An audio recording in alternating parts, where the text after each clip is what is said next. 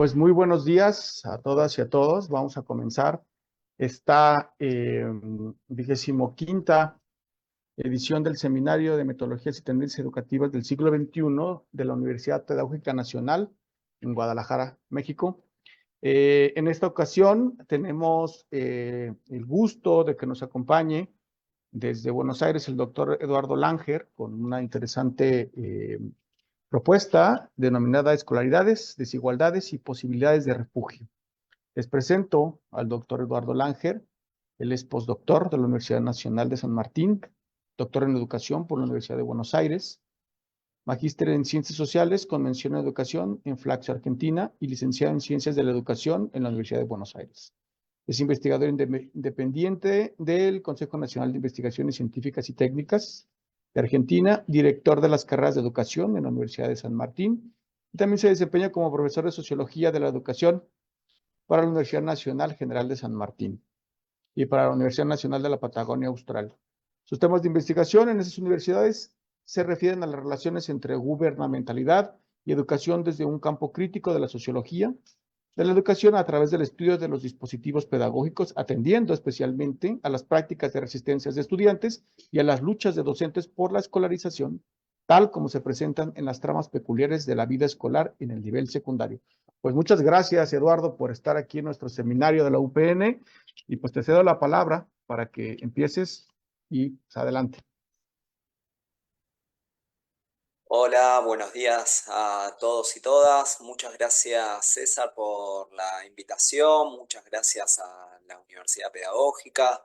Es un gran honor para mí estar aquí compartiendo este espacio, este momento con ustedes compartir algunas reflexiones desde Argentina, algunos resultados de investigación. Agradezco a quienes están aquí presentes y aquí escuchando. La propuesta tengo entendido que es de un momento de presentación y luego de un momento de preguntas y de charla y de reflexiones compartidas, así que bueno, ahí va la propuesta. Voy a compartir la presentación. Espérenme.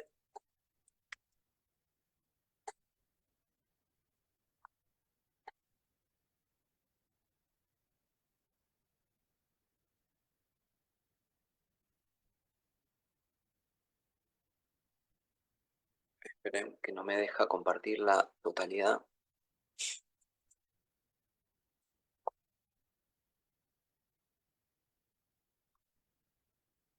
Entiendo que ahí lo están viendo completo, ¿verdad? Ok, Sí, se ve perfecto. bien. Bueno, en principio pido nuevamente disculpas porque esta charla estaba pautada para unos meses antes y por cuestiones de salud no he podido estar en ese momento, así que por eso ha sido repactada. Nuevamente gracias por la invitación y bueno, lo que voy a presentar en esta ocasión son algunas cuestiones que venimos desarrollando en la Universidad de San Martín en torno a mi propio proyecto de investigación como investigador del CONICET, que lo nombró César, pero también como parte de un equipo que soy parte, integrante, en la Universidad de San Martín, que es el CEDESI, Centro de Estudios sobre los Sujetos y sobre las desigualdades, los sujetos y las instituciones, y también, por supuesto, y que acá hay gente de la UMPA, también de la Universidad Nacional de la Patagonia Austral, que forma parte de esa universidad y del equipo de investigación de esa universidad, y hay estudiantes en este momento también compartiendo este espacio dado también que es un momento en el que yo doy clase también para la Universidad Nacional de la Patagonia Austral. Así que presento algunos resultados, o voy a presentar algunos resultados en función de la investigación, que ya tiene una historia. Yo soy investigador o formo parte del CONICET ya hace eh, más de 15 años, y si bien la investigación ha tomado virajes en este tiempo, sí hay ejes comunes y ejes centrales que dan cuenta de la transversalidad de mi investigación y la investigación colectiva del programa de investigación que formo parte, que tiene que ver con el estudio de las dinámicas de la escolaridad, las desigualdades y las resistencias, en este caso a partir de prácticas de docentes y estudiantes en contextos de pobreza urbana. Yo acá no nombro algunos de los libros centrales de los equipos, no retomo, pero bueno, hay varios. La Escuela Not Dead de la Universidad Nacional de la Patagonia Austral, que lo pueden buscar, o Silencios que gritan en la escuela de la Universidad Nacional de San Martín, son algunos de los resultados propios de los equipos de investigación, y que hay algunas de las reflexiones que voy a tomar el día de hoy acá para compartir con ustedes, pero también, bueno, obviamente los trabajos propios, los escritos propios, los libros propios, por ejemplo, La salida es por arriba del 2019, bueno, las producciones individuales que ustedes pueden buscar por la web, y que son parte, en todo caso, de algo de las reflexiones que comparto hoy, que son reflexiones generales, resultados de investigación de los últimos años en la relación dinámicas de escolaridad, desigualdades, prácticas de docentes y estudiantes, y lo que lo que denomino prácticas de resistencia, prácticas de luchas de docentes y estudiantes en la escolaridad secundaria, la educación secundaria en Argentina, ¿sí? Eh, Insisto con esta idea. Este es un proyecto de investigación que estoy desarrollando en el CONICET. Es un proyecto individual, pero que forma parte de un programa de investigación de dos equipos de investigación en dos universidades, y esto es importante porque eh, los resultados son resultados propios, pero son también resultados colectivos, por supuesto, en el marco de esos programas de investigación del que formo parte y del que dirijo también. Algunas de las preguntas de investigación que vengo desarrollando a lo largo de este tiempo pasan por, bueno, cómo describir las dinámicas escolares atendiendo a los devenires de las desigualdades sociales y educativas, ¿no? Y, y cuando hablo de devenir de las desigualdades sociales y educativas, justamente acá hay hipótesis fuertes de los equipos de investigación que tienen que ver con pensar las formas de pensar las desigualdades hacia la actualidad no son las mismas, ¿no?, de hace 20 o 30 o 40 años, ¿no?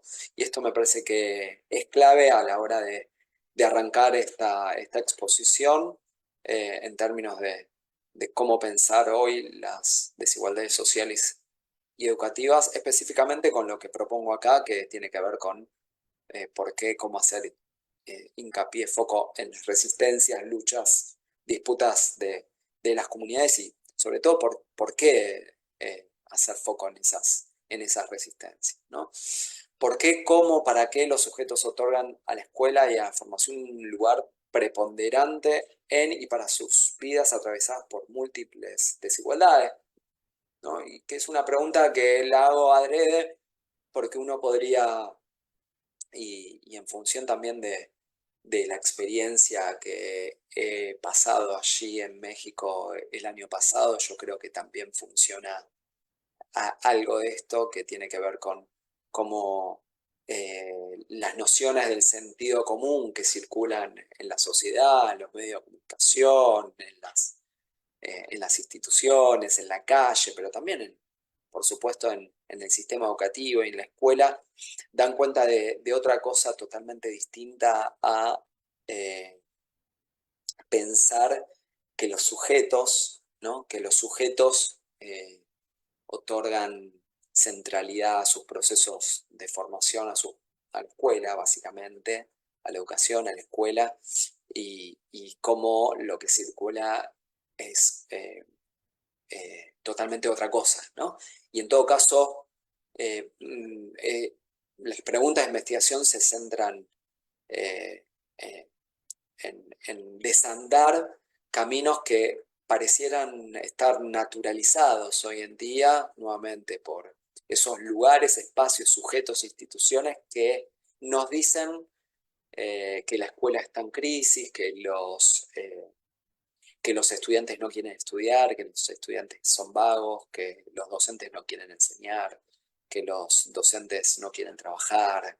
Eh, Ello, por supuesto, en el marco, eh, yo me vengo especializando y vengo dando fuerte lucha desde el campo de la sociología de la educación, y me parece que el campo de la sociología de la educación nos permite justamente pensar en en estas dinámicas, en la estructuración de las desigualdades, pero también en esos otros devenires que indican esos otros lugares, instituciones y sujetos que naturalizan esos sentidos comunes.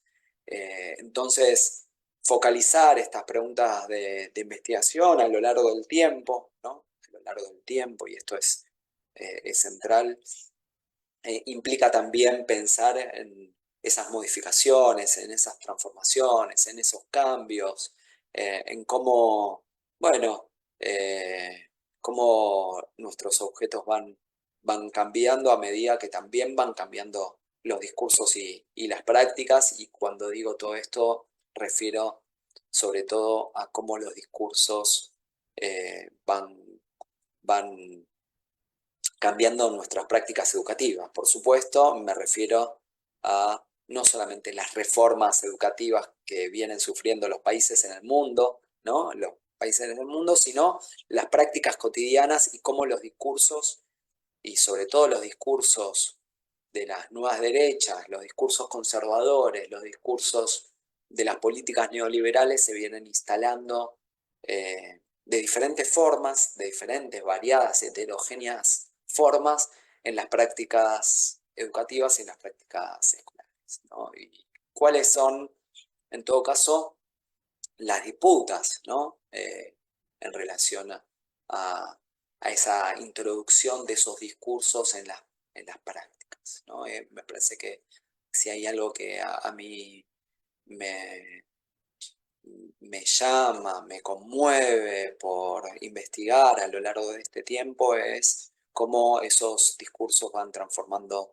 esas prácticas educativas, no solamente las de las reformas educativas, sino la de los discursos cotidianos que se van instalando eh, en las escuelas y en las escolaridades, ¿no? Y cómo van modificando esas prácticas. Por supuesto, también las reformas educativas, pero eso ya sería cuestión y motivo más de política educativa que de sociología de la educación. Yo hablo desde el campo de la sociología de la educación, pero también desde los estudios de la gubernamentalidad, desde el postestructuralismo, desde los estudios del posthumanismo, y yo acá no quiero aburrirlos, no quiero focalizar quizás en tramas conceptuales que bueno, si ustedes están interesados, se pueden detener en las lecturas de los textos clásicos, ¿no? Y por supuesto de las investigaciones que se van desarrollando, digo, en México, en Argentina, en Brasil, en América Latina, respecto de la interrelación entre el campo de la sociología y la educación, los estudios de la gubernamentalidad, el postestructuralismo, para pensar específicamente el campo, el campo de la educación y aún más específicamente en términos de las escolaridades, las dinámicas de las escolaridades, en la relación con las desigualdades y con las disputas. Algunos de los conceptos o fundamentos conceptuales que yo trabajo hace tiempo dan cuenta de esas tensiones y esos matices en términos de el lenguaje que se está utilizando, los discursos que se están utilizando para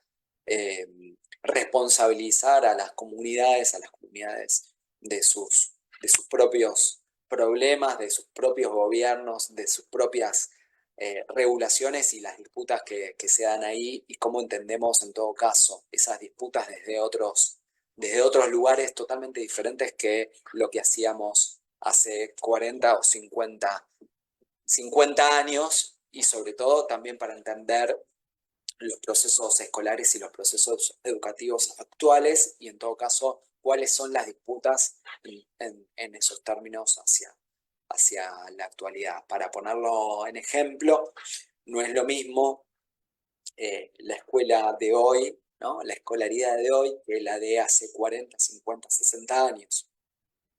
Y por tanto, ahí hay una hipótesis, un supuesto detrás que por tanto tampoco las luchas y las formas de resistencia y contraconducta. Yo siempre digo que a mí si hay un trabajo, yo vengo investigando al respecto de los procesos de resistencia hace ya más de 20 años. Y si hay a mí un libro que me marcó para entender la importancia de investigar acerca de los procesos de oposición, las formas contraculturales, es aprender eh, a trabajar, ¿no? Aprendiendo a trabajar de Paul Willis, famoso sociólogo británico, que bueno, si no han pasado por esa lectura, para mí es uno de los clásicos por los cuales todo pedagogo tiene que pasar, por lo menos para entender qué es lo que produce la escuela o qué producía la escuela en los 70, ¿no? Hacia los 70, y cómo a mí en todo caso me disparó pensar esos procesos de resistencia en la historia, ¿no? Y me parece que esto es clave, ¿no? Cómo pensamos las escolaridades y los procesos, los devenires escolares en la historia y cómo también pensamos las disputas en el devenir de la historia. Por eso de ahí la centralidad de enmarcarse en esas formaciones históricas, formaciones discursivas históricas, ¿no? Para pensar las escolaridades y las disputas y por tanto para entender también los procesos de armado, de construcción y de producción de las desigualdades hacia nuestro presente, que no es el mismo, no es el semejante que hace 60 años. Aún cuando discursivamente se han instalado, teorías y perspectivas teóricas que se encuentran mucho más cómodas hoy en nuestro contexto de intensificación de las desigualdades y de producción de políticas de exclusión, mucho más que en la época de los 60, 70, hacia el mundo. Entonces, a mí me mueve en todo caso poder describir las lógicas de la responsabilidad de la comunidad en el gobierno de la educación en la actualidad, la forma de regulación, para entender cuáles son las disputas, cuáles son las luchas y cuáles son las resistencias en torno a esas lógicas, a esas prácticas y a esas dinámicas escolares. Me parece que no podemos desligar una cosa de otra. El lenguaje de la gestión, del gerenciamiento, de la sociedad de empresa, para tomar un concepto bien Foucaultiano, ¿no? Del último Foucault, en el que daba cuenta de ese pasaje hacia otra sociedad, que no era la sociedad disciplinar, no era el poder disciplinar, sino era otra cosa, ¿no? Y él estaba viendo ese pasaje hacia otra cosa porque está viendo la crisis de la sociedad disciplinaria hacia los 70-80. Tomando esta idea de la crisis de la sociedad disciplinaria, pienso en todo caso la crisis de la institución escolar como institución disciplinaria y como institución que comienza a ser otra cosa. En todo caso, la pregunta de investigación conceptualmente sería cómo podemos describir una institución que comienza a ser una nueva cosa a partir de los 70, una nueva institución con nuevas lógicas, con nuevas formas, con nuevos discursos, con nuevas prácticas y por tanto también con nuevas formas de entender esas luchas y resistencias hacia esas nuevas dinámicas, ¿no? En el contexto, nuevamente, de sociedad de empresas, sociedad de control, para tomar un término de Gilles Deleuze, o como lo quieran entender, no sé por dónde bien conceptualmente van allí en la universidad, pero nosotros desde aquí entendemos en todo caso este pasaje hacia otra forma, otro formato, otra institución, es lo que estamos comenzando a hacer, ¿no? Es lo que estamos dejando de ser, es lo que estamos empezando a hacer, ¿no? En un proceso como de largo plazo, de una transición de largo plazo, por supuesto, ¿no?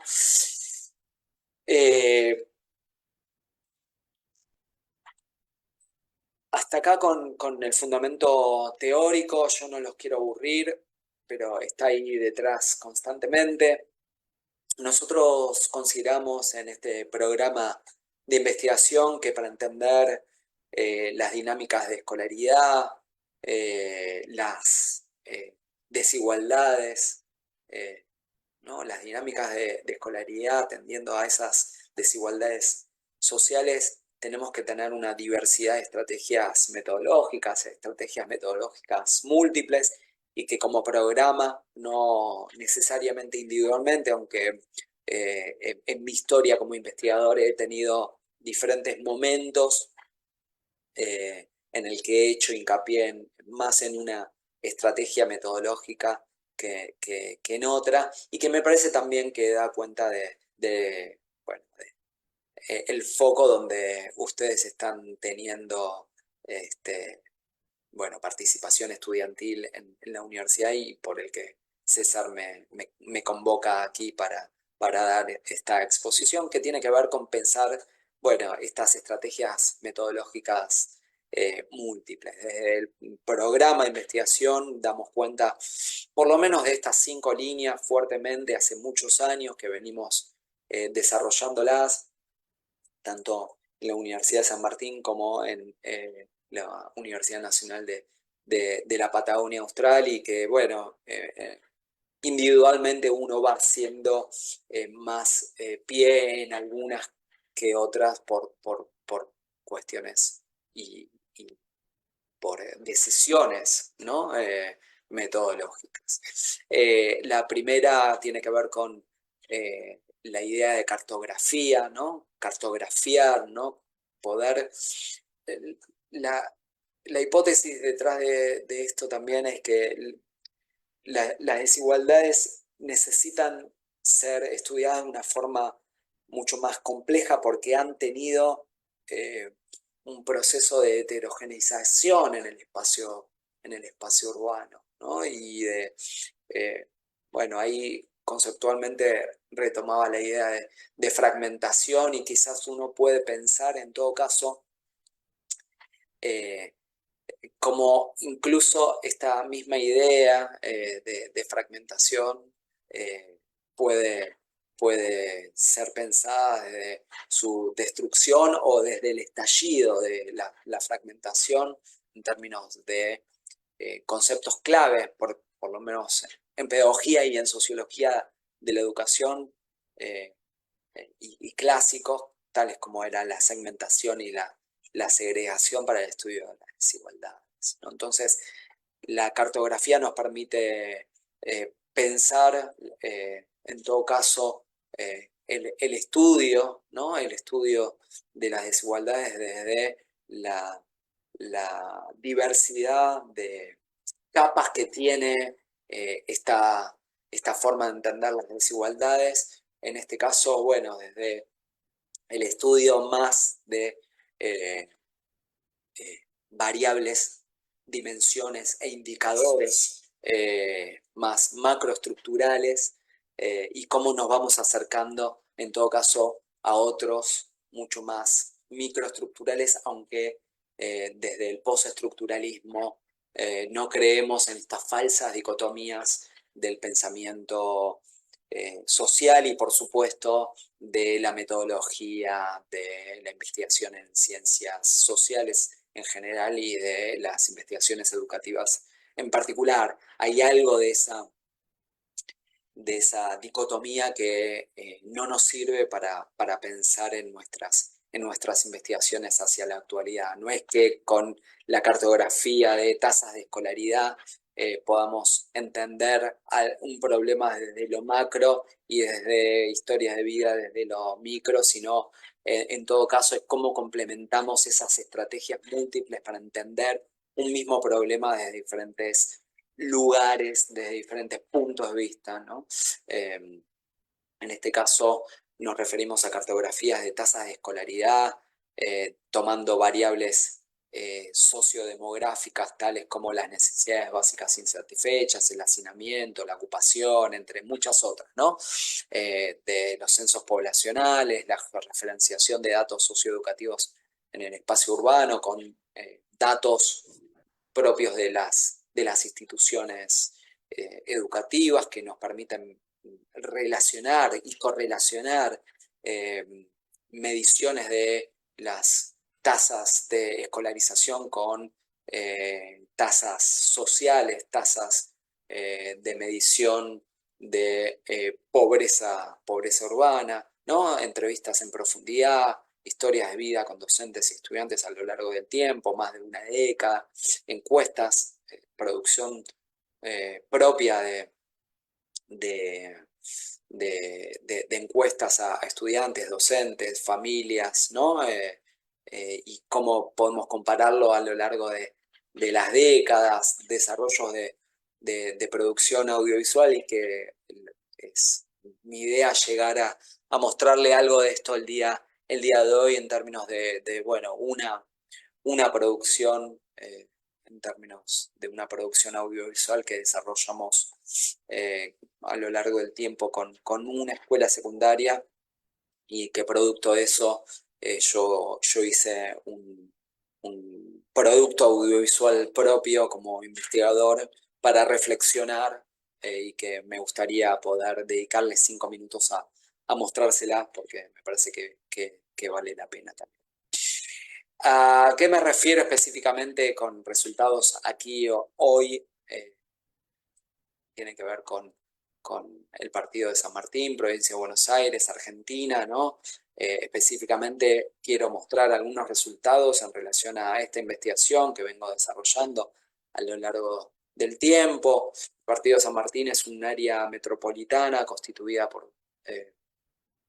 que forma parte de la provincia de Buenos Aires, es uno de los 22 partidos del conurbano bonaerense, ¿no?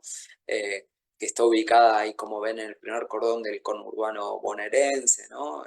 Este municipio, el partido de San Martín, hace muchos años, diría hace 4 décadas, era llamado como la ciudad de la tradición y la capital de la industria, ¿no? Y hace algunos años alguien la ha denominado la patria del cirujeo, ¿no? Fíjense cómo ya la transformación del espacio urbano nos instala en la transformación de ese espacio urbano en términos de los procesos de intensificación de la desigualdad social, ¿no? La patria del cirujeo para ustedes que quizás no entienden este concepto es, bueno, quien vive de la basura como recurso, ¿no? El ciruja para nosotros es el cartonero, es quien recoge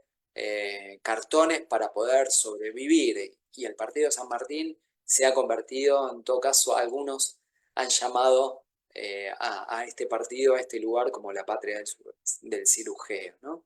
Entonces hay un doble movimiento a lo largo de las 3, 4 décadas en esta zona que tiene que ver con, por un lado, una zona de crecimiento, un movimiento, perdón, de crecimiento demográfico, cierre de fábricas, cierre de industrias, ¿sí?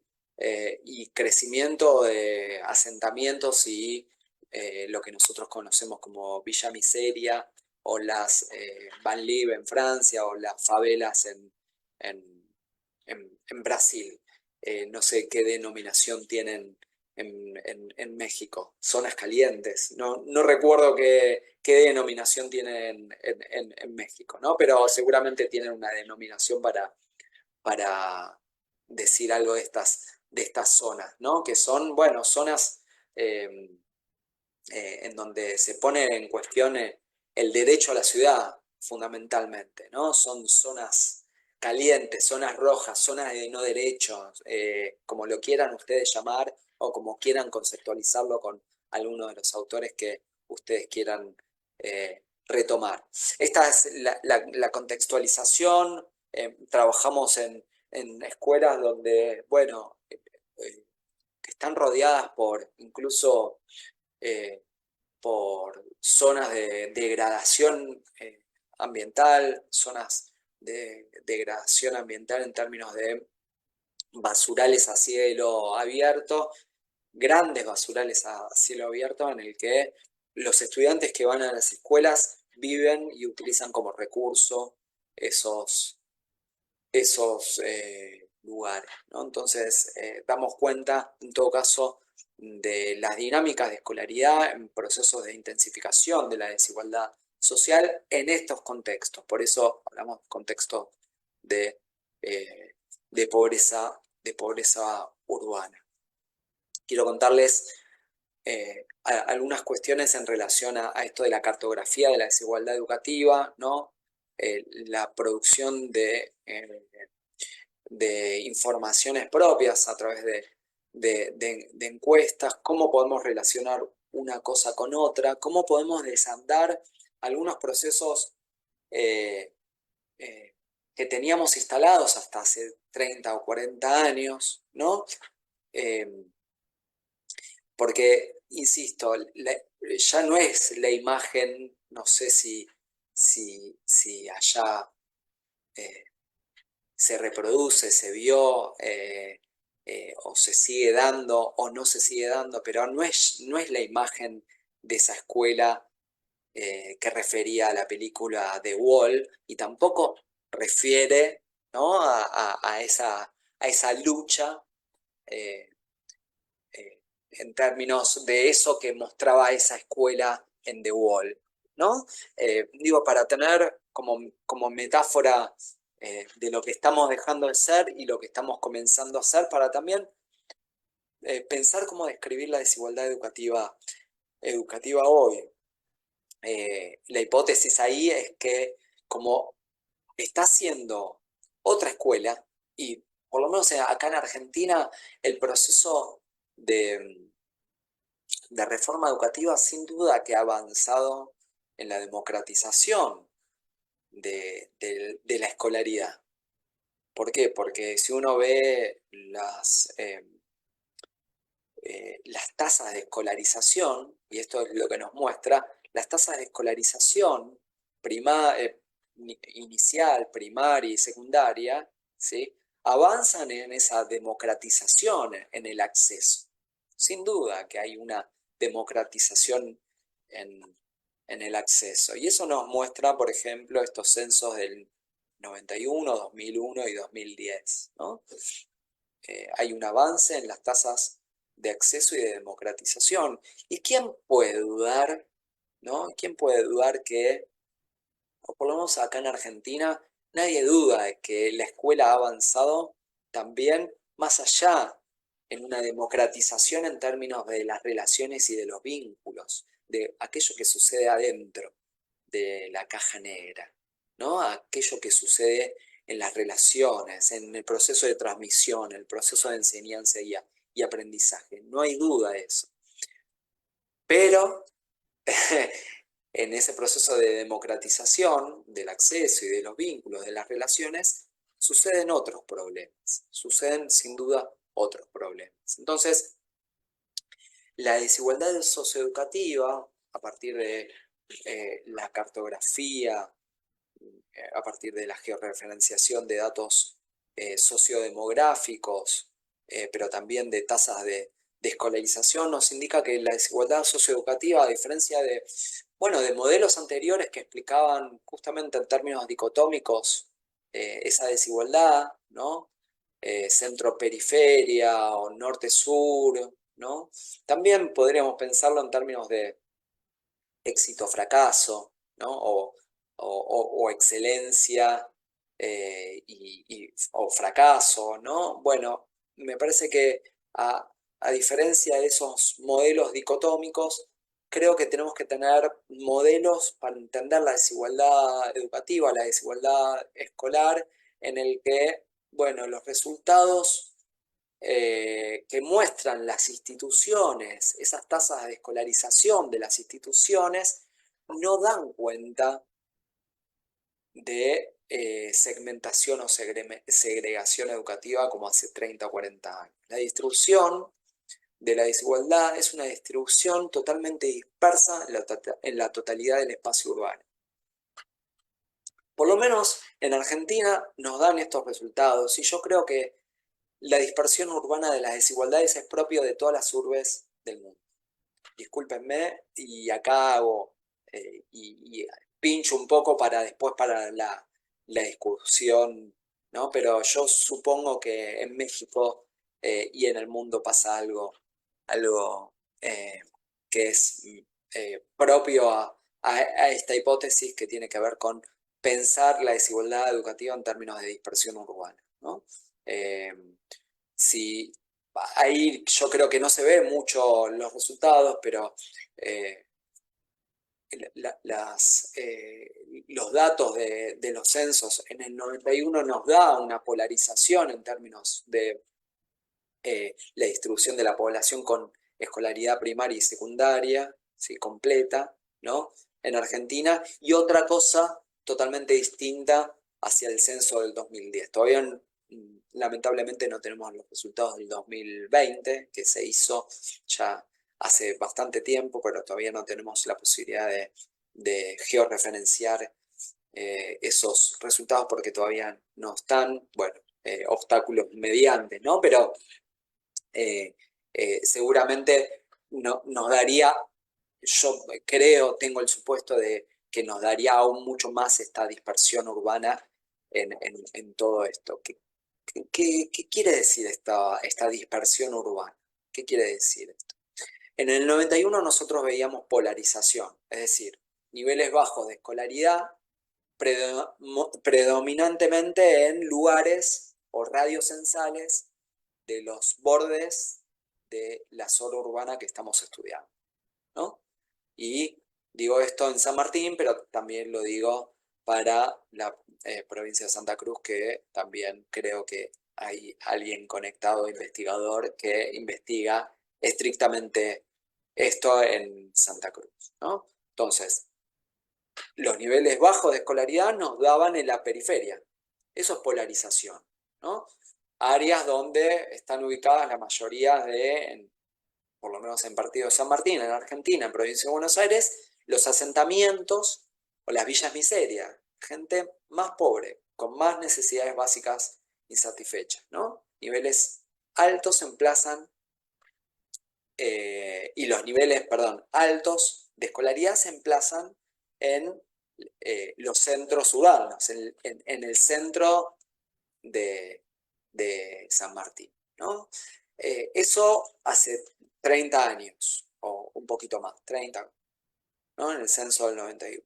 Sin embargo, en el 2001 y 2010, esos mismos indicadores se dispersan por la totalidad urbana, ¿no? Por el espacio urbano, desde el centro hasta los tramos intermedios y los bordes sin distinción. Y esto es muy significativo, ¿no? Nosotros, además, en el medio tenemos una reforma educativa, en el medio de estos censos del 91 y el 2010, nosotros tenemos una reforma que extiende nuestra escolaridad, ¿sí? Y esto es central, porque uno podría pensar que el aumento de las tasas de escolarización es producto de una reforma educativa, producto de una política educativa, ¿sí? Es decir, por ejemplo, la extensión de la educación secundaria obligatoria, ¿sí? Nosotros recién en el 2006 hay una reforma educativa que extiende la educación secundaria como obligatoria, es decir, toda la población tiene que tener obligatoriamente ese nivel, ¿sí? Y uno podría leer esas tasas de escolarización desde ese lugar, pero también podría leerlo desde otro lugar totalmente distinto que tiene que ver con el retraso de los jóvenes a la inserción al mundo del trabajo. Por ejemplo, ¿no?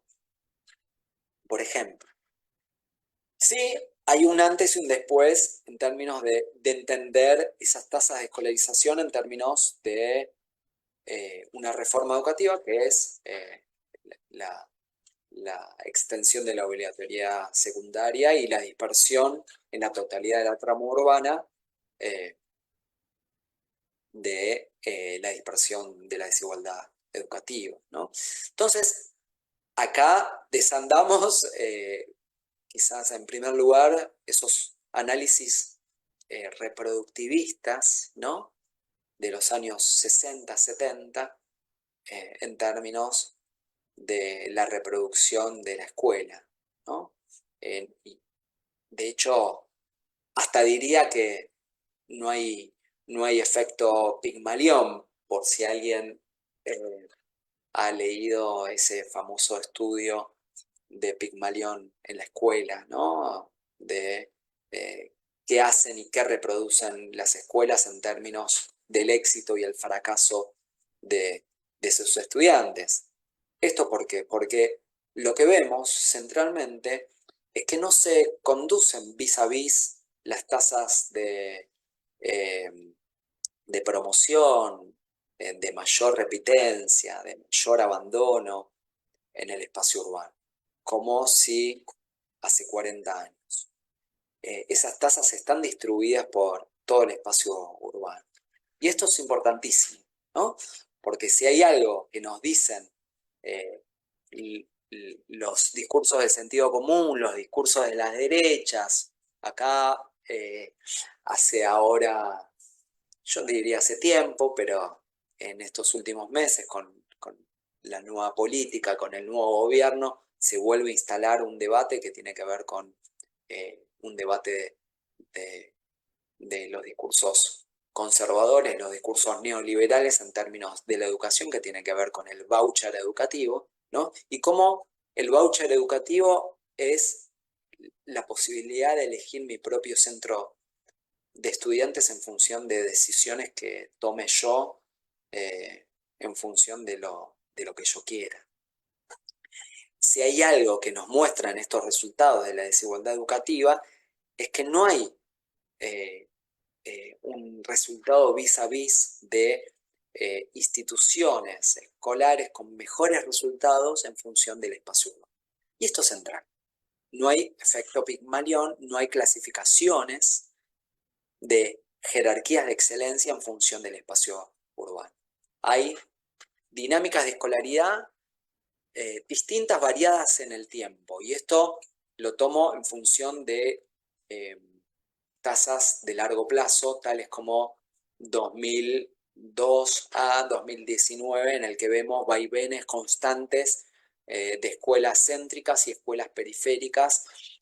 Ahí, para que se entienda, las partes negras del gráfico son las escuelas que están emplazadas en zonas más pobres, las que están en blanco, escuelas emplazadas en zonas menos pobres, o no me gusta decir más ricas porque no son más ricas, pero menos pobres, ¿sí?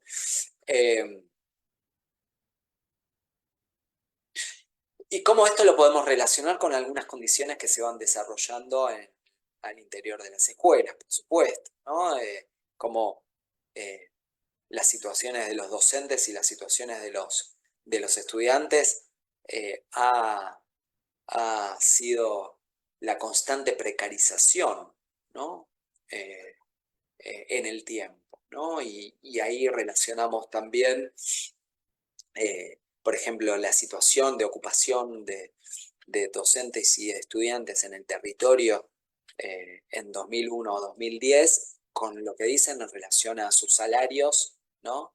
Y a sus actividades remuneradas, ¿no? Como esa relación vis a vis que vemos entre precarización en el tiempo 90, 2000, 2010, viene de la mano de aquello que nos dicen en las encuestas a través del tiempo, ¿no?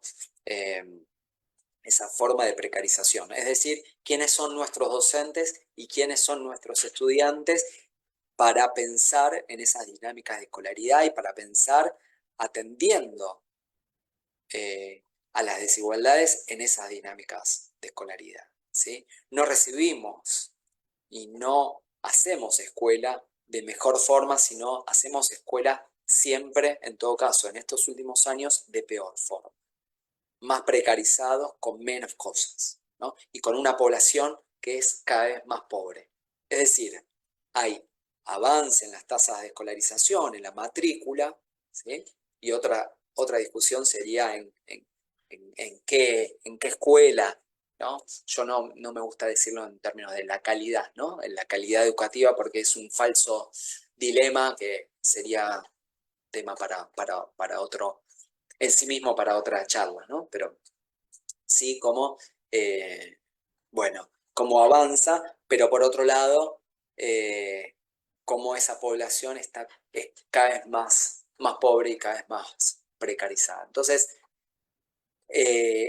lo que nos da cuenta, en todo caso, este panorama de relacionamiento entre ese avance de la democratización, del acceso y los vínculos y las relaciones en el interior de la escuela, y esta tensión y este matiz con aquello que son los docentes hoy en las escuelas y son los estudiantes hoy en las escuelas, es, bueno, redes escolares con dinámicas multilineales, yuxtapuestas, heterogéneas, que incluso, nuevamente, podemos pensar en términos de no segmentación, no fragmentación, sino, en todo caso, un estallido de todas esas propuestas conceptuales para entender las desigualdades educativas, ¿no? Hay movimientos que tienden a encerrar a la población, ¿no? Entre muchas comillas, en los barrios más empobrecidos, pero a la vez lo que vemos es que hay, ¿sí? Y esta es una hipótesis, hay pujas por salir de esa población, por salir en búsqueda de mejores condiciones, de mejores formas de escolarización. Y esto es central, esto es central. Esas tasas de escolarización nos muestran estos movimientos, ¿no? Lo polimórfico de la distribución espacial de la desigualdad social y la desigualdad educativa. Hay movimientos de territorialización y, retomando un concepto de Deleuze, de desterritorialización. Es decir, ya no es la famosa frase dime en qué barrio vives y te diré qué credencial obtuviste. No, no es eso, no es eso. Porque justamente hay búsquedas, ¿no? Y hay otra cuestión, que es lo no esperado de estos datos, ¿no? Como esos porcentajes de escolarización, esas tasas de escolarización, insisto con esta idea, no guardan relación vis a vis con el emplazamiento urbano, ¿sí? Y esto me parece que es importantísimo, ¿no? Bueno, acá está la relación en todo caso entre la situación laboral de quienes estudian, ¿no? Con los niveles de NBI medido en el tiempo, ¿no? Ya no es la polarización, sino son manchas distribuidas heterogéneamente en relación a mediciones sociodemográficas tales como para Argentina es las necesidades básicas insatisfechas, ¿no? Medidas en términos también de la relación con esa producción propia de datos. Ya no es, o a diferencia de esos estudios que veían en todo caso la imposibilidad y la incapacidad de las instituciones, ¿no? La desinstitucionalización, ¿no? Todo esto que escuchamos durante mucho tiempo acá en Argentina, fundamentalmente en los 90, ¿no? La incapacidad de las escuelas para adaptarse a los cambios. Para nosotros, y proponemos y creemos que es justamente lo contrario, es justamente una escuela que se sabe adaptar no solo a los cambios, a esos cambios del mercado de trabajo, a las crisis, a las incertidumbres, sino que se sabe adaptar a las realidades de los sectores de la población, ¿no? Eh, que muchas veces nosotros vemos que son primera generación que tienen escolaridad secundaria, ¿no? Y esto me parece que es clave, cómo las instituciones hacen este pasaje a saber adaptarse con quienes trabajan, porque sobre todo también los docentes eh, forman parte de esa población, ¿no? Y por lo menos acá en Argentina forman parte de esa población, ¿no? Bueno, acá yo quería hacer como la cuestión del pasaje, ¿no? De esta cartografía más en términos de mapa visualizado, ¿no? Cartográficamente al mapa hecho por docentes y estudiantes en una escuela, ¿no? Fíjense la diferencia entre este mapa y este mapa. Este mapa es producido por estudiantes y docentes en el cotidiano escolar, ¿no? Y fíjense la, la otra capa, ¿no? Esa otra capa que nos muestra estas historias que duelen y estas disputas que insisten, ¿no? Y cómo, en todo caso, me estoy refiriendo a esta frase, que es una frase de Campo, ser sapo de ese pozo, ¿no?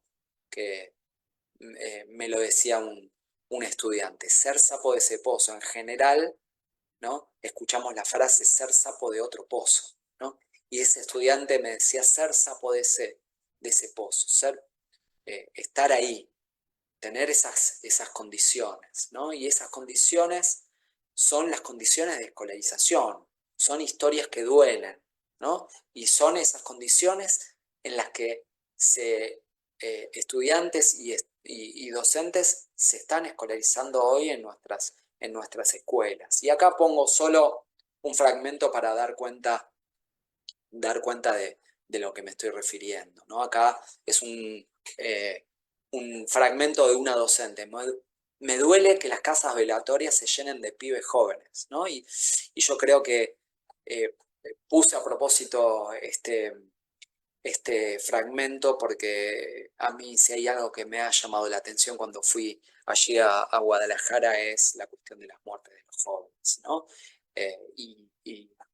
Y nosotros estamos inmersos también en esta misma problemática de la muerte, quizás por otras razones, por otros motivos, pero eh, eh, estamos inmersos en la misma problemática de muertes de los pibes jóvenes en los barrios, ¿no? Y como esto que acá la docente marca y expresa como dolor, me duele que siempre seamos los mismos los que pagamos alto precio de las injusticias del narcotráfico, da cuenta de algo que se vive como injusticia social al interior de las instituciones y sobre todo de los barrios. Este relato describe la dureza de vivir en un barrio en la periferia, las muertes de los jóvenes, el dolor que eso causa, ¿no? Los derechos que se vulneran, las injusticias que se viven a diario. Pero es el sufrimiento de esas realidades,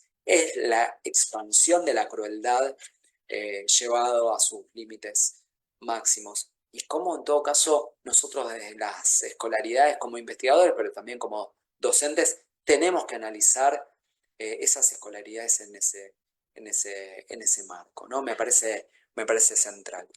Uy, perdón. Entonces, la hipótesis acá es, y perdón que pasó rápido, pero entiendo que voy llegando ya al límite, ¿no? de la presentación y me gustaría pasarles el video antes de terminar. Esta es la hipótesis, ¿no? A pesar de esa intensificación de las desigualdades en nuestras sociedades, para los sujetos, jóvenes y adultos, la escuela es refugio, es espacio, es lugar de contención, es lugar de transmisión e información, ¿no? Y esto me parece que, me- que es algo que estamos viendo hace tiempo en nuestras escuelas y en nuestros espacios. Los sujetos no son vagos, los sujetos, los jóvenes con los que nos encontramos en los barrios y en las instituciones, de hecho, y esta es la hipótesis que quiero traer acá, eh, ya no quieren destruir las instituciones como en The Wall, no quieren destruir la escuela. La resistencia y la lucha es por pedir más y mejor escolarización, ¿sí? Eh, Sacamos una primera y no menor conclusión. Los estudiantes, los y las estudiantes están mejor en nuestras escuelas, están mucho mejor en nuestras escuelas que en sus casas o que en sus barrios. Y de hecho quieren ir a la escuela y quieren estar en la escuela, porque están mejor en las escuelas que en sus barrios o en sus casas. Y esta es una no menor conclusión para aquellos discursos fóbicos, conservadores y de políticas neoliberales que circulan hacia nuestra actualidad. Yo quiero compartirles, si César, ¿cuánto me queda de tiempo? No, tienes más tiempo, digo, la división que te dije solo para que te Ok, dieras una idea, pero vamos bien de tiempo. perfecto. Entonces son 5 minutos de este video, me gustaría mostrárselo para que también vean imágenes de lo que es una escuela en Argentina. Esperen, tengo que dejar de compartir acá y tengo que compartir.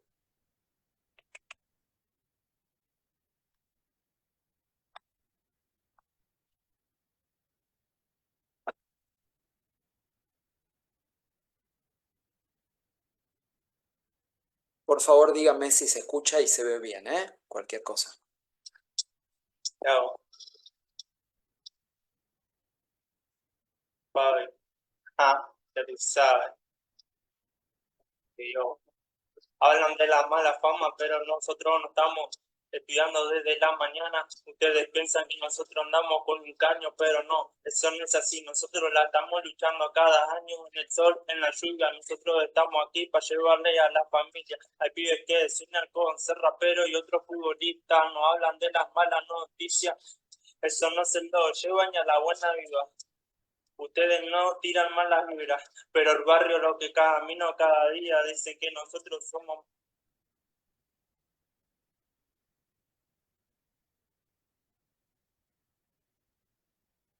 No sé qué pasó. Sí, se paró el video. A ver. A ver.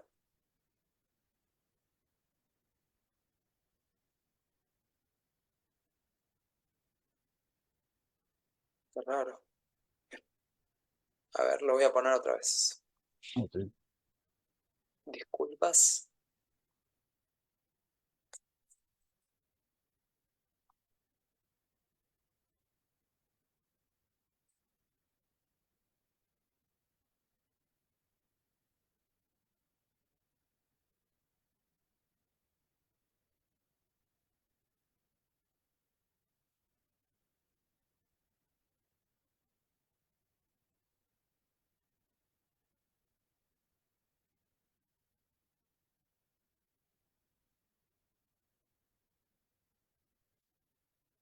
Pero nosotros no estamos estudiando desde la mañana. Ustedes piensan que nosotros andamos con un caño, pero no, eso no es así. Nosotros la estamos luchando cada año en el sol, en la lluvia. Nosotros estamos aquí para llevarle a la familia. Hay pibes que sueñan con ser rapero y otros futbolistas nos hablan de las malas noticias. Eso no se lo lleva ni a la buena vida. Ustedes no tiran malas vibras, pero el barrio lo que camino cada día dice que nosotros somos más antes que andamos con pistola, pero no, nosotros estamos estudiando a cualquier hora, yo, nosotros no somos chorros como dice cada uno, pero las malas noticias es lo que mandaban más. Ustedes piensan que somos como una ni más, pero no, nosotros estamos aquí para luchar. La mala fama yo no lo llevo ni en los pies, pero yo soy un pibe de bien.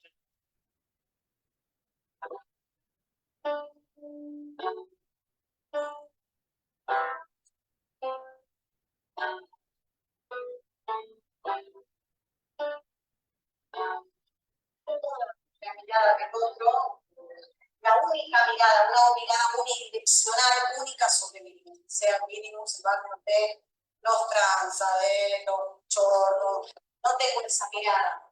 Pero sí es cierto que desde la afuera hay la.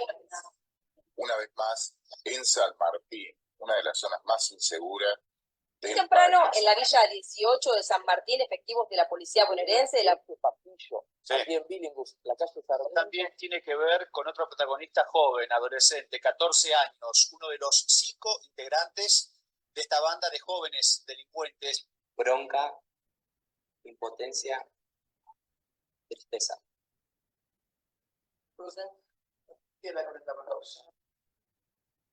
Para mí la crueldad, cuando me sigue la palabra crueldad me vienen imágenes, sonidos, situación, palabras. Por ejemplo, el ánimo. Veía una imagen cuando dijiste crueldad de niños, niñas, infancias revolviendo basura como una fuente de alimentación, y para mí eso Todos lados o ver esa situación, esa imagen es una imagen de la crueldad. Por ahí no sé definirla, pero sí puedo darte ejemplos de lo que para mí es una situación o algo cruel. Yo los escuchaba y las he escuchado trabajar sobre la crueldad y definían con palabras que tenían que ver con por ahí un sometimiento de alguien sobre un otro, entonces aparecía esa relación de otra edad y de por ahí un disfrute de una de las partes. La crueldad, para definirlo de forma simple y sencilla, puede ser hechos, eventos, acciones que van en contra de la integridad física, psicológica y de cualquier otra índole contra otra persona. Para mí la crueldad es una acción, digamos, de violencia irracional, digamos, como llevado por un impulso de maldad sin importarle al otro, digamos, sin importarle el otro o nosotros. Para mí eso es la crueldad, digamos, no hay, digamos, lo contrario a la compasión.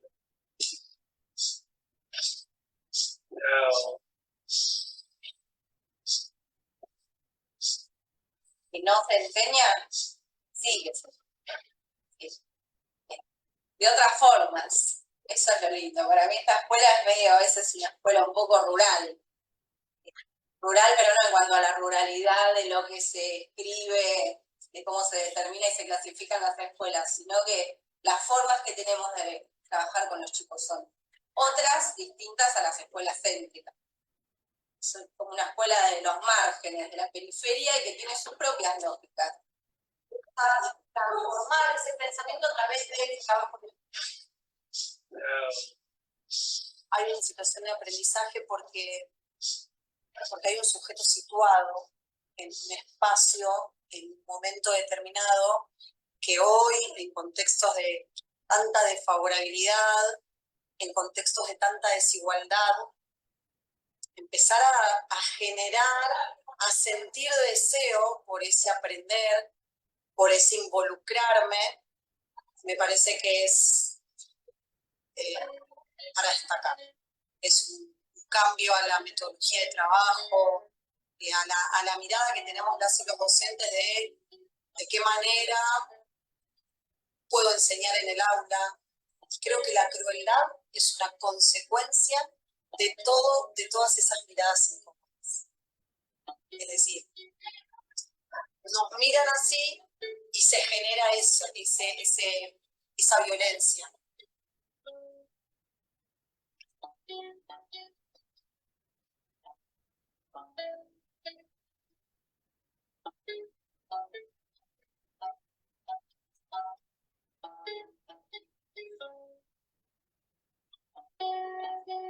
Y queríamos escuchar tu opinión de qué es la crueldad. Es ser egoísta y hacer sufrir a otros. Es disfrutar que esa persona la pase mal. Es falta de empatía. Es hacerle mal a alguien con intención.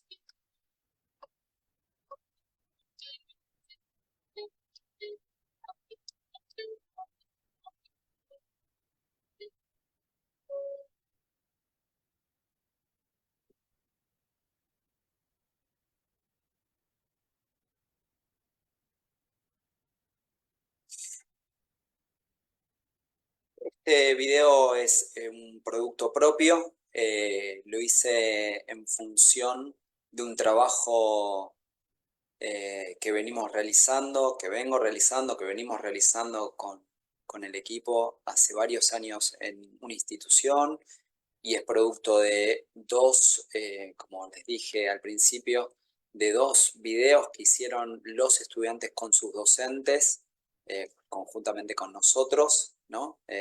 Uno que llamaron Imágenes de la Crueldad y otro que llamaron Miradas Incómodas, que si les interesa están colgados los videos de las instituciones. Este es un video como meta reflexivo que hice yo al respecto de esos dos procesos que hicimos a lo largo del año, y lo que quería en todo caso destacar acá tiene que ver con tres cosas, que son la crueldad, las miradas incómodas y las pugnas, luchas de estudiantes y docentes, ¿no?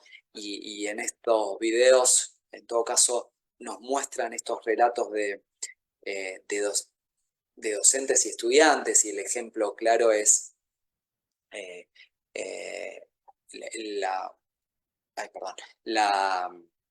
la entrevista que le está haciendo el estudiante a su profesora ahí en el marco de una actividad escolar, ¿no? En este video, que expresa, entre otras cosas, una preocupación, que es la preocupación de la crueldad de los estudiantes, una preocupación que viene de ahí, viene de los estudiantes, de los y las estudiantes, una situación pedagógica, una forma de esa relación pedagógica, una forma de trabajo en el aula, ¿no? Que implica también la investigación, ¿no? Y que da cuenta de un problema, que es la crueldad. En este caso, la crueldad, ¿no? Y la crueldad referida en términos de los propios actores, como la refieren, y dando cuenta, por supuesto, a esas condiciones en las que se están escolarizando, fundamentalmente el hambre, la búsqueda de alimento, la falta de trabajo, etcétera, etcétera, ¿no? Pero lo que nos permite pensar este problema, específicamente la crueldad, ¿sí? Y quizás retomando a Derrida, ¿no? Es siempre pensar en algo, ¿sí? O una forma que es siempre excesiva. No hay moderación ni medida, ¿no? Y no se la puede distinguir de otros, ¿no? Y fíjense que no es la escolaridad a pesar de la crueldad. No es la escolaridad a pesar de la desigualdad. Es la escolaridad en esos contextos. Es la escolaridad produciéndose ahí, ¿no? Y esto es importantísimo. Esto es algo que para nosotros es importantísimo. Estos relatos, sin duda, asocian la crueldad, violencia, sometimiento, falta, ¿no? Tecnología social, lo que sea. Pero ese sufrimiento, esa violencia, ¿no? Está ahí, ¿sí? Y más allá de que rompe los límites entre lo tolerable, lo intolerable, lo inteligible. La escolaridad igualmente se produce, ¿no? Y esto es lo magnífico, ¿no? Y esto es quizás la escuela sea una de las únicas instituciones que a pesar de todas esas condiciones sigue funcionando y sigue funcionando de una forma en que nuestros estudiantes nos piden que funcione. Nos pide que funcione, porque algo de la esperanza hacia adelante se juega ahí, ¿no? Y como en todo caso lo que nos dicen estos docentes y estos estudiantes es que esa escolaridad nos ayuda a transformar esas miradas incómodas, esas miradas de los otros, las únicas miradas posibles, las únicas miradas unidireccionales, ¿no? Y cómo nos permite transformar esas miradas, transformar esos pensamientos, ¿no? Yo quería hacer hincapié en estas tres cosas: la crueldad, las miradas incómodas y en la letra del estudiante, la letra que rapea espontáneamente un estudiante, no es que la piensa, la escribe, no, la rapea ahí y hablan justamente de esas luchas cotidianas. Nosotros estamos luchando, hay pibes que sueñan, ¿sí? Y la escolaridad en esos sueños, en esas luchas, es central.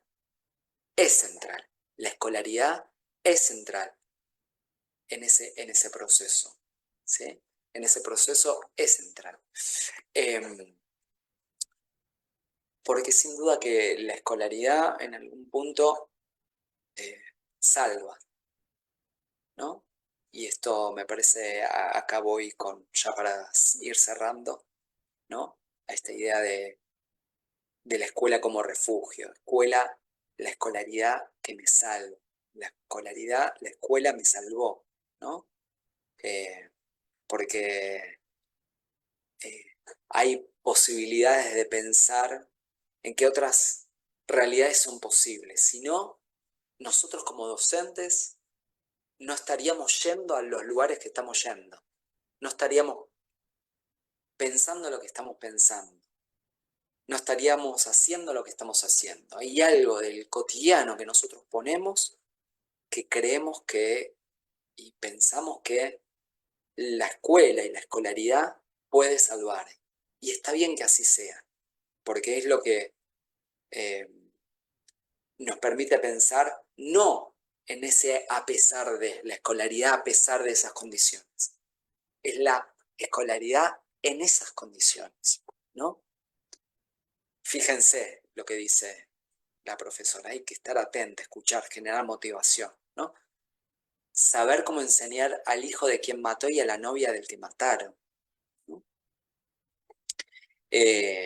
Bueno, la escuela como refugio da cuenta de desafíos de hacer escuela, hacer escolaridad en estos contextos, en estas condiciones, en términos de intensificación de las desigualdades, cómo entendemos los significados de los propios actores en términos de esa intensificación de las desigualdades, cómo la escolaridad implica, ¿sí?, ya no la clasificación, la estigmatización, sino en todo caso la escucha, la generación de motivación, la contención, pero también fundamentalmente lo que nos están pidiendo, y yo no mostré muchos datos de encuestas que tenemos y de otros resultados en el que los estudiantes lo que nos piden, ¿no? Lo que los estudiantes nos piden en las escuelas es que les enseñemos, ¿no?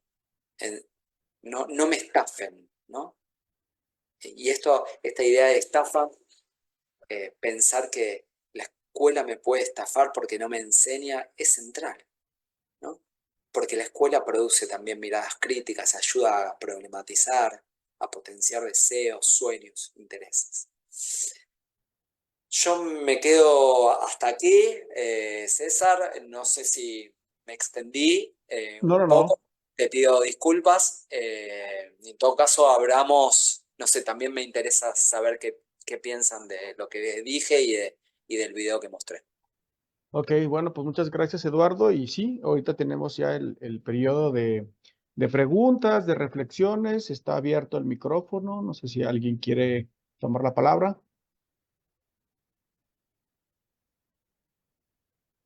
también la pueden escribir si son tímidos, ¿no? Bueno. Bueno, mientras se animan, yo sí tengo algunas reflexiones y sobre todo preguntas, ya que pues, tú sí viniste por acá hace algunos meses, y me interesa este asunto un poco del contexto y del discurso que pues lamentablemente compartimos, ¿no? Que es el discurso del crimen organizado, del narco. Nos tocó ver aquí en Guadalajara, en México. Esto es brutal, digo. Ahora este asunto, esta visión desde la crueldad me pareció muy interesante, ¿no? Hacerle entender al sujeto que está siendo cruel, que dentro del contexto lo que hay es crueldad y un poco saber, ¿no? Tu impresión al respecto. Yo tengo varias viñetas de chicos, una de ellas aquí al interior del estado de Jalisco, un profesor que conozco, es un profesor de secundaria, pues, de secundaria rural, y él tenía problemas con varios alumnos y uno de ellos le dice, es que yo ya no quiero estar en la escuela, ¿no? Yo ya quiero terminar esto porque yo me quiero salir a pelear la plaza, así se habla un poco en el contexto mexicano, de ir a salir, a juntarse con un grupo del crimen organizado, a empezar ahí a pelear con otros, pues para hacerse de dinero y hacerse de todas esas ideas, ¿no? Que están en el discurso del narcotráfico aquí en México.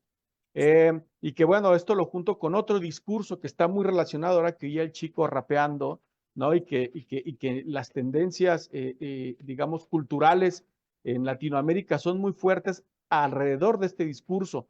Obviamente está el rap, el trap, pero por ejemplo, aquí específicamente nosotros tenemos un discurso muy, muy fuerte, los famosos corridos tumbados, que son un sonido regional en México que han recuperado los jóvenes, pero desde una perspectiva pues totalmente violenta, ¿no? De hecho, lo que se juega en esas canciones pues son las cosas típicas, pero también un discurso de violencia y de una visión pues de estas organizaciones criminales, ¿no? Es lo que hablan estos chicos. Y bueno, finalmente, el discurso que nos viene del norte, ¿no?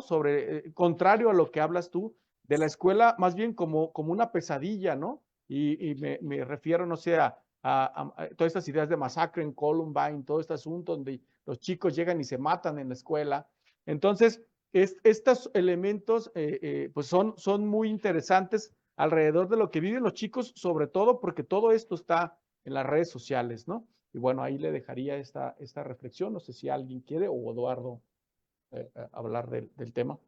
Sí, sí, yo cuando estuve por allí escuché constantemente ahí a las escuelas que fui y también conversándolo contigo y con otros colegas, eh, escuché esto.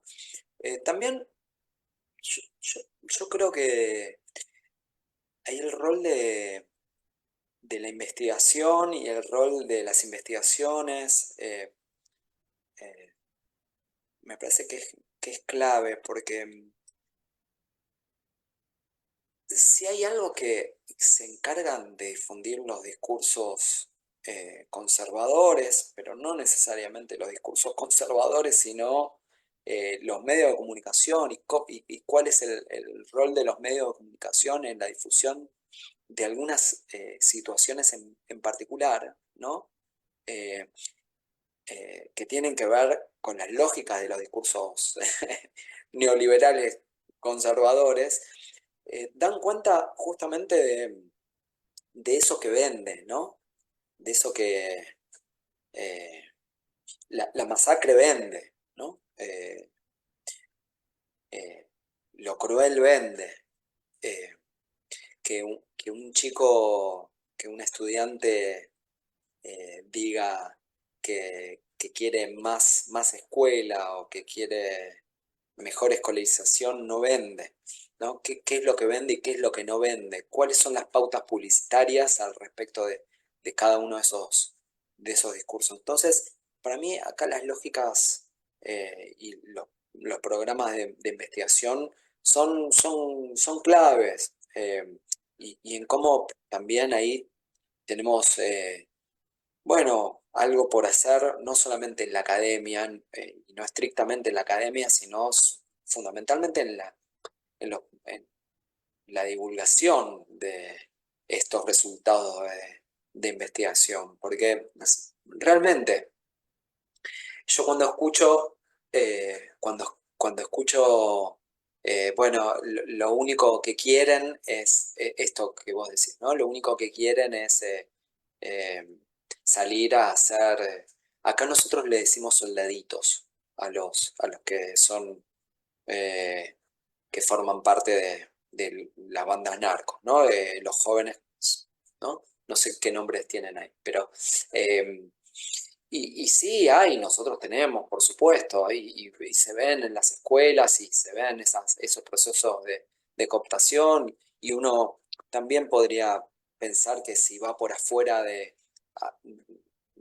la escuela, ¿no? Porque esto también es una limitante, es que es una investigación, son investigaciones educativas, son investigaciones por dentro de las escuelas, y si bien tenemos algo de incidencia en los territorios y en los barrios y hacemos, bueno, son focalizadas en las escuelas y con población estudiantil. Habría que ver qué sucede con la población de jóvenes, ¿no? Y esta es como una pregunta también. ¿Qué pasa con la población de jóvenes que no está escolarizada, ¿no? Que todavía es grande en nuestras urbes y en nuestras ciudades. Sin duda que es muy, muy grande. Y yo estoy hablando de la población que está escolarizada, y qué veo en relación a la población que está escolarizada, y yo podría decir, eh, sin duda y cerrando los ojos, que la gran parte de la población quiere mejor escolaridad, ¿no? Nosotros hicimos, por eso decía, nosotros hicimos una encuesta en San Martín, nosotros hicimos una encuesta en Santa Cruz, y algunos de esos resultados, por ejemplo, con la pregunta, la importancia de la escuela y la importancia de la escuela hacia adelante, y nos dan resultados, porcentajes, población enormes, 80, 90% de los estudiantes y las estudiantes que nos dicen que la escuela es importante para su futuro. No es menor, para su trabajo, o para estudiar futuro. No es que el 80%, el 90% nos dice que la escuela no es importante. Los estudiantes, los jóvenes estudiantes, hoy se dan cuenta que si no tienen formación, se les va a complicar más de lo que ya se les complica, ¿sí? Entonces, en primer lugar, yo lo que diría es que nos están ganando, así como nos ganan en términos de política y de gobierno actualmente en la región. Los gobiernos conservadores, neoliberales, nos vienen dando una paliza también en términos de los discursos y cómo se divulgan esos discursos del sentido común, y qué se difunde más y qué se difunde menos, ¿no? Yo incluso recuerdo haber ido a las escuelas eh, ahí en México, una experiencia una de las experiencias que tuve es con un grupo de estudiantes cantando, ¿no? También allí, y que era una escuela de la periferia de Guadalajara, y un grupo de estudiantes rescatando el valor de la escuela. Y no fue una investigación de largo plazo, fue un grupo que organizó, ¿sí?, un momento de trap por el festejo, previo festejo de Día de los Muertos, algo así que sucedió allí, y, y en la improvisación, el grupo de estudiantes allí en México hablaba del valor de la educación. Entonces, yo tengo la hipótesis de que sin duda no se divulga de tan forma predominante este tipo de resultados de investigación, y sí se divulga las matanzas, las crueldades, los soldaditos, como le llamamos acá, o bueno, algo sí, evidentemente Guadalajara tiene un problema que tiene que ver con el narcotráfico y la cooptación del narcotráfico para el futuro de las futuras generaciones, ¿no? Que también es un problema de otra escala, otro nivel que nosotros estamos teniendo, que es un problema, pero no en la misma escala que están teniendo allí. Sería un primer tipo de respuesta. Entonces, lo que tenemos que hacer es más investigación en las escuelas, en los barrios y con los jóvenes. Muy bien, Eduardo. Mira, te llegó una pregunta, dice, gracias al doctor Langer, la hace la compañera Cindy, por la ponencia tan interesante y las valiosas reflexiones respecto de las escuelas como espacios de generación de resistencias y transformación, así como la necesidad de pedagogías de la convivencia. En ese sentido, me gustaría preguntar, ¿qué piensa acerca de la vigencia del pensamiento de Paulo Freire en el contexto escolar actual? Bueno, no sé ahí en México si tiene vigencia o no tiene vigencia. Freire, más allá de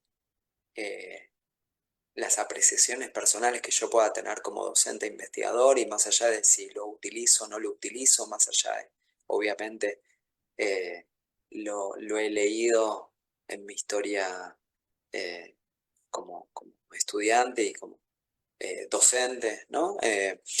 En Argentina particularmente, no sé en el mundo realmente, porque como no es mi especialidad y yo no trabajo con ese pensamiento, no sé qué tan extendido está en el mundo y está particularmente en México. En Argentina, por supuesto que es un autor que se sigue utilizando mucho, se sigue leyendo mucho y está muy vigente. Sobre todo en momentos en el que eh, el discurso conservador, el discurso de las políticas neoliberales viene ganando terreno y viene ganando terreno en términos de algo que Freire ha luchado y ha peleado no solamente como escritor, como académico, sino como militante en términos de los procesos de exclusión social, sin duda, sin duda. Cuando tenemos avances de discursos y prácticas y gobiernos que avanzan sobre la exclusión social, pensadores como Freire que nos iluminan al respecto de pensar en propuestas contra la exclusión social, bueno, siempre son valiosos. Acá en Argentina, por supuesto que en las universidades pedagógicas, en las universidades que se enseña educación, está instalado y funciona, y algunas investigaciones lo toman como referente, por supuesto. No sé qué sucederá en el mundo porque no es mi especialidad y yo no lo tomo centralmente. Ok, bueno, pues vamos llegando ya al final, también en tiempos acá. No sé si alguien quiera tomar una última cuestión, una última reflexión o pregunta antes de despedirnos, ¿no? Todos muy tímidos, ¿no? Sobre el tema. Bueno, bueno, llegó alguien, dice Dariana. La verdad es que muy interesantes estas reflexiones sobre estas problemáticas que nos atraviesa fuertemente. Lo que me llamó la atención fue el video del chico cantando de una manera como si fuera tan natural escuchar esto de calificarlos como vagos por el hecho de vivir en un determinado barrio y como los medios de comunicación cada vez demuestran la cara de la otra moneda. Esta realidad tan cruda y así como decía usted. Pues, Gracias por los comentarios, sí, sí, sí, tal cual. Pero constantemente aparece este tema, ¿no? De las miradas otras, ¿no? El adentro y el afuera, el centro-periferia, como esas distinciones que, no sé, por lo menos acá en Argentina están muy naturalizadas, no digo ni 10, ni 20, ni 30, hace 100 años, ¿no? Y yo creo que en México también y en el mundo, por supuesto, ¿no? Pero, y cómo se ven las personas, cómo se ven los jóvenes, cómo creen que los otros lo miran y cómo eso lo condiciona. Por eso yo al principio de la presentación hablaba, no se trata ya de los procesos de reproducción, de la desigualdad, como los estudios indicaban en el campo de la sociología de la educación de los 60 o 70. No es eso, no es el efecto Pigmalión, ¿no? Ese proceso de clasificación de los docentes hacia los estudiantes. Es otra cosa totalmente distinta y al contrario, son los docentes quienes están ahí acompañando, apoyando, transformando en todo caso esas miradas, acompañando, pero también son parte de esas miradas, ¿no? Los docentes son parte de esas miradas, ¿no? Y eso es también muchas veces lo trágico, ¿no? Que se les pide a los docentes cosas que, bueno, que son imposibles, que son realmente imposibles, de las políticas educativas, pero también desde los discursos. Y muchas veces la escolaridad y las escolaridades nos demuestran que hay posibilidad de pegar un salto, ¿no?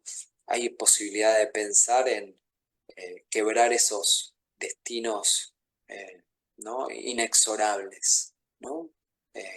Bueno, algo de esto yo trabajo en el libro. No es que lo quiera vender porque lo pueden bajar sin duda, no para que lo compren, sino para que lo bajen y lo lean si les interesa algo de esto. Lo trabajo en Las salidas por arriba, en el libro que escribí en el 2019. Es la historia de un estudiante y cómo en esa historia se relata algo de la escuela como posibilidad y la escuela como refugio para pensar una historia de vida y para pensar su historia de vida y cómo hasta puede llegar a la universidad, ¿no? Porque lo que nos encontramos es que así como nuevos estudiantes acceden a la educación secundaria, también están accediendo a la universidad. Y eso es bueno, eso es bueno. Lo que pasa es que también ahí tenemos otro problema, que en la universidad se encuentran con obstáculos y bloqueos terribles, ¿no? Terribles, ¿no? Y no digo que en la universidad tengamos que ser menos rigurosos, pero sí por lo menos pensar, ¿no? ¿Quiénes recibimos? Bueno, pues muchas gracias, Eduardo. Vamos despidiendo. Estas palabras y estos temas hacen mucho eco en nuestra comunidad, en la Universidad Pedagógica Nacional, porque nosotros somos una institución formadora justamente de docentes y creo que sí hace falta una visión diferente en la construcción de estos docentes, ¿no? Que van a las escuelas y que tienen que ir desde otra perspectiva, con otra mirada justamente. Pues bueno, pues no me queda más que agradecerte el estar con nosotros.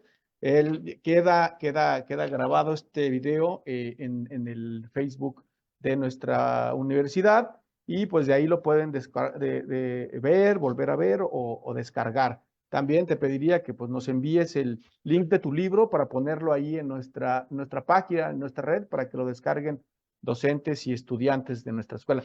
Pues muchas gracias a todos por estar aquí. Este es un seminario que nosotros hacemos cada mes de diferentes temas en el aspecto educativo y bueno, los esperamos. Allí tienen en la página de Facebook de nuestra universidad. Pueden ver todos los que ha habido hasta ahorita, que son 25. Y bueno, nos estaremos viendo por ahí. Muchas gracias. Mire, ya nos pasó ahí la compañera Cindy el trabajo, ¿no? Ya, el link. Sí, ahí lo estoy viendo. Muchas gracias. César, te agradezco a vos por la invitación nuevamente, a la universidad por la invitación y bueno, a todos los que asistieron, a todos los que escucharon y tuvieron la paciencia. Está mi mail al principio de la presentación por si se quedan con dudas y quieren escribirme, no hay problema, me pueden escribir. Así que nuevamente muchas gracias. Pues gracias a todos y nos estamos viendo por ahí. Hasta luego.